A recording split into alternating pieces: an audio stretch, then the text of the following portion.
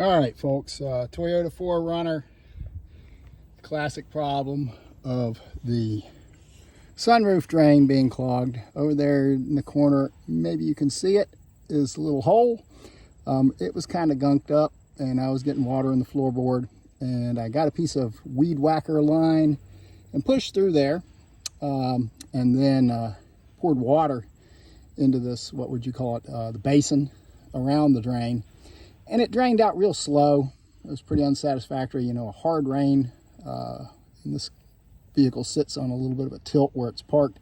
This is where it accumulates, and you get all this gunk. You can see I need to clean that up, but that gunk makes a plug. And when I first got in here today, it was plugged. You could see, well, you couldn't see it. I mean, you had to dig around, and finally got my pocket knife out and found the hole and knocked the plug that was in the front out. Poured one of these 16-ounce bottles in here, and that pretty much filled up the basin to where it was almost overflowing. Did that a couple of times and it just wasn't draining properly. So I got out the old Harbor Freight $100 compressor and blew it out after pouring 2 bottles through, and boy, that made a difference. It goes glug, glug, glug when the water goes in there now. And I'm going to try to demonstrate it here.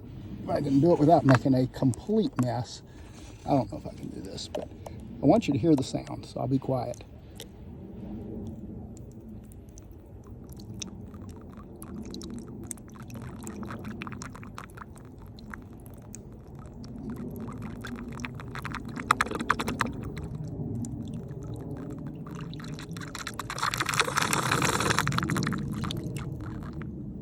Did you hear that? That sort of...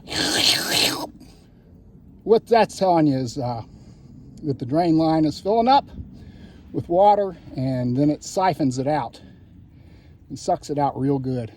And it needs to be that good. It can't be just this feeble little old man trying to take a piss drain.